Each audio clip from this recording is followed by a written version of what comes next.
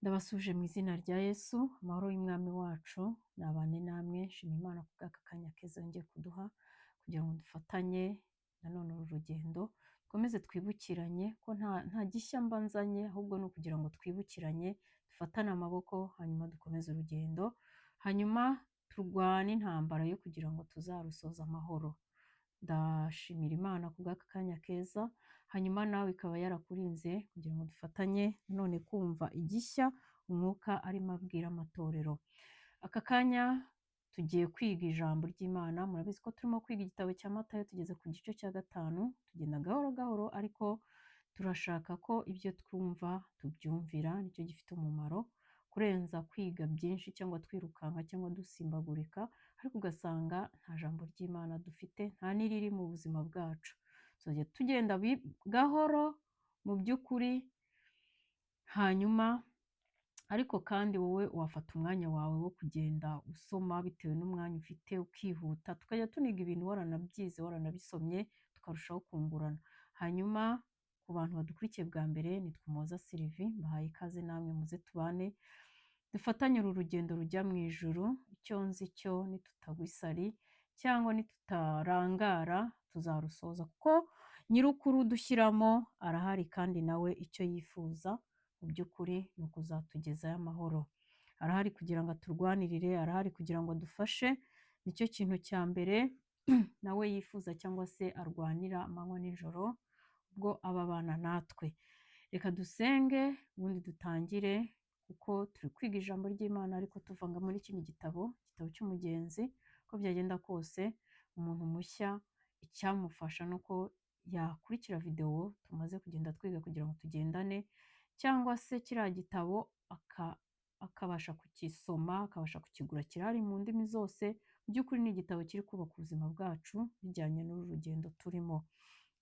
Dusenge ubundi tuze dusoma. Data, ndagushimiye ku bw'aka kanya keza uduhaye, ntuhabwe icyubahiro kubwo kuturinda, kandi waturindiye kugira ngo dukomeze twumve ibyo utubwira, kandi natwe tubashe kubyumvira. Gakomeza ubane natwe kandi uvugane natwe duteze amatwi, mu izina rya Yesu dusenze twizeye, amen. Turimo kwiga amategeko, y'Imana. By'ukuri hari abantu twarayize kuva kera turi batoya mu rusengero, muri Sunday school. Noneho rero turi kwiga uburyo Yesu yayasubiyemo agenda noneho ayavugurura. Hari ayo twize kera, ntugasambane, ntukice, ntukagire gutya, abantu tukabifata mu mutwe, abandi tukabihimbamo indirimbo, abandi tukabifata mu mutwe kubera ko bazabitubaza dufite ikizami cyo kugira ngo duhabwe ukarisitiya n'ibindi. Ariko ugasanga mu 10 wafashe wubahirizamo nka 1 cyangwa 2, ariko kandi tugomba kuyubahiriza yose. Ubwo rero hano haje abaza kubaza Yesu iby'amategeko, ababwira itegeko riruta ayandi, ariko n'ayandi agenda ayasubiramo, agenda ayavugurura, niko njye nabivuga, agenda ayavugurura. Twize amategeko 2, tugeze ku itegeko rya 3. Twize ngo ntukice, tureba uburyo yagiye abisobanura, twiga ngo ntugasambane, nabyo twabivuzeho.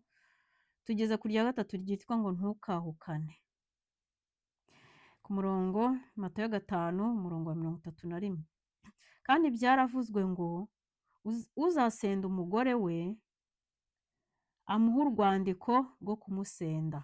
Kuvuga ngo kera nuko byari bimeze, ariko jyeweho ndababwira yuko umuntu wese usenda umugore we atamuhora gusambana aba amuteye gusambana, kandi uzacyura uwasenzwe aba asambanye.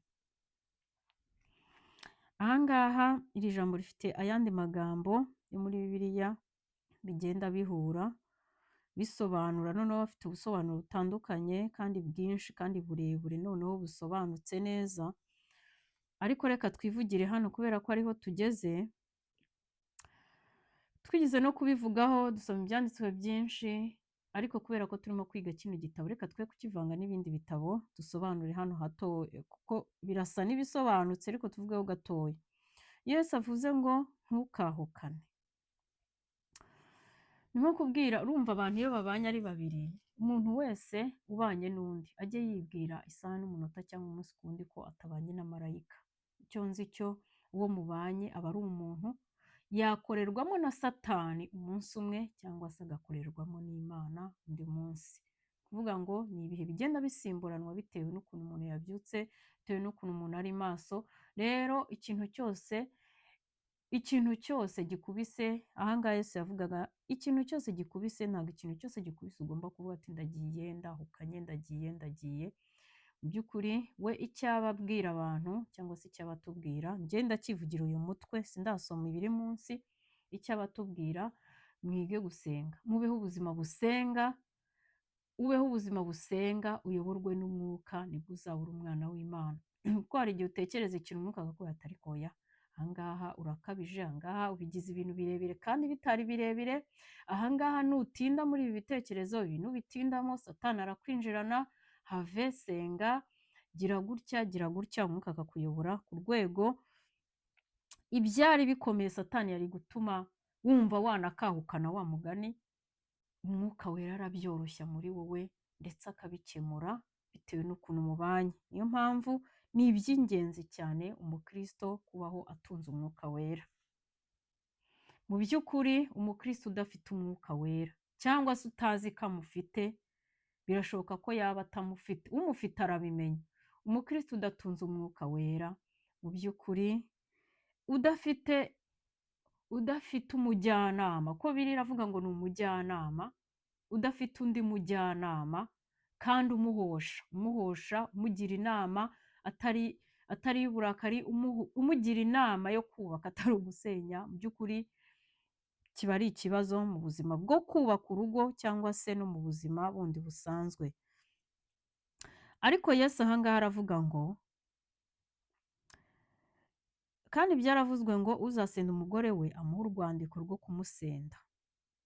Mu by'ukuri hano Yesu, aya mategeko bayabajije Yesu, noneho Yesu aramubwira ati ariko impamvu Mose yabandikiye, impamvu yariya mategeko, uhereye kera umugabo wese akwiye umugore umwe, ariko impamvu babahaye ariya mategeko ni uko imitima yanyu yari inangiye, ni uko mwari mwaranze kumva itegeko ry'Imana cyangwa se kugenda mu murongo w'Imana yashyizeho, hanyuma bakabahereza amategeko byibura, kuko niba usenze umugore mufitanye abana akajyana abana, byibura n'abana nibakura azababwira ati so n'uyu, cyangwa se nihabaho n'ubufasha habeho urwandiko rugaragaza kuri se w'abo bana ko umugore mwabyaranye cyangwa se umugabo mwabyaranye ubashe wenda no gufasha abana mu buryo bumwe cyangwa ubundi.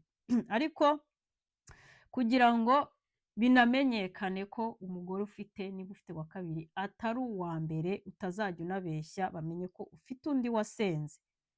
Ariko ibyo byose Yesu yarabirebye asanga ni umwanda, n'ubundi ni akavuyo, n'ubundi si iby'Imana yashakaga, n'ubundi si wo wari umugambi w'Imana.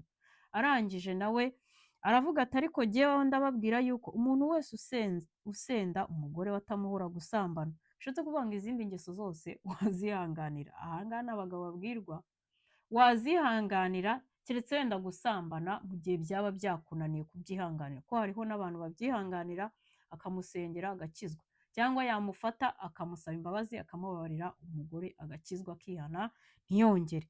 Ariko yashoboye kumwihanganira, ariko niba utashoboye kumwihanganira musende, ibyo byo Bibiliya irabyemera. Ariko ikiruta byose, niba ari mwene so cyangwa se niba ukijijwe, niba uri mu rugendo rujya mu ijuru, ushobora kumwihanganira, Imana iguha izo mbaraga, byaba ari byiza nawe ahari yakihana kubw'izo mbabazi zose wamuhaye. Hanyuma niba kandi umusenze utamuhora gusambana, icyo nzi cyo Bibiliya ntabwo ibyemera, kuko ikintu cyose wamuhora, Imana irareba, Imana yo iraza igahita igucekinga nawe mu buzima bwawe, ikaza kureba nawe ibidefo byose ufite n'ibifuti byose ufite, igasanga ibyo wamuhoye hatarimo gusambana, nawe ufite ibindi byinshi kandi ukeneye ko Imana ikubabarira, kandi wenda nawe n'uwo mugore yihanganiye cyangwa se yihanganira. Niyo mpamvu Bibiliya ntabwo ibyemera, Yesu ntabyemera, gusenda umugore utamuhoye gusambana. Noneho rero iyo umusenzi utamuhoye gusambana uba umuteye gusambana. Bishatse kuvuga ngo ingeso zindi azajyamo azazira ibyaha bye, ariko nawe uzabazwa ubugingo bwe. Bishatse kuvuga ngo n'umugabo n'umugore wahukanye agata umugabo cyangwa se agasiga umugabo mu buryo bumwe cyangwa ubundi, cyangwa se akanamwirukana, nabyo bibaho, atamuhoye gusambana, nawe nuko najya gusambana ni wowe uzaba bimuteye. Mu by'ukuri mwese muzahanwa, mwese muzahanwa. Iki ni icyo kwitonderwa. Bishatse kuvuga ngo ingeso zindi wabonana umuntu, mu by'ukuri ukwiye kuzihanganira, ukwiye gusenga, kuko iri jambo ribwirwa abakristo, abagenzi bajya mu ijuru nibo rireba, kuko abatari muri Kristo Yesu bo nta nubwo babyumva, ariko ibingibi bibwirwa abatwebwe kugira ngo tubashe kurushaho kujya mu murongo, ndetse twumvire ibingibi tubashe kubigenderamo, aribwo tuzaba abana ba data wo mu ijuru. Mu by'ukuri ibi ni ibyo kwitonderwa, abantu bubatse cyangwa n'abatarubaka bazubaka, ni ibyo kwitondera, ni ibyo kwitondera. Niba wubatse urugo nturwubake ureba ngo se ngo ba runaka ko babigezemo bikanga ngo bagahita bagenda.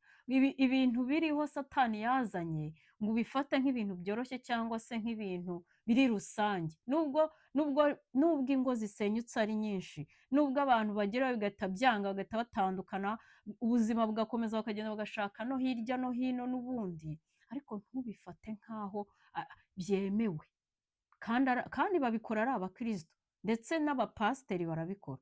Mu by'ukuri itonde, niba wubatse umenye ngo uru rugo narwo rufite amategeko arugenga ava ku Mana, umenye ngo ugomba kurusengera. Niba udashaka ibibazo bikomeye cyane birebire, akantu kose ubonye katagenda gasengere hakiri kare. Niba ari wowe Satani yaturutsemo, Imana ikweze kandi iguhe umurongo ugomba kugenderamo, iguhe uko ugomba kwitwara, iguhe guhinduka. Niba ari mugenzi wawe Satani yaciyemo kugira ngo azane ikibazo mu rugo, musengere, muheke, rega nawe n'uwawe, rega niwe wamuhisemo, muheke.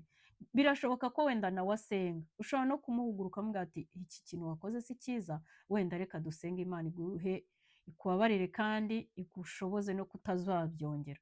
Abaye ari mwene so asenga nawe yemera Imana, ni byiza. Ariko abaye adasenga, musengere, winginga Imana ati ndabona ibi bintu, ndabona izi ngeso atari sawa, mfasha ugire ikintu ukora. Icyo nzi cy'Imana, Imana yadusezeranije abayishakana umwete, mu by'ukuri ntabwo ijya ibihisha. Iyo winginze Imana ku kibazo runaka, noneho mpurisi cy'urugo, Imana irumva.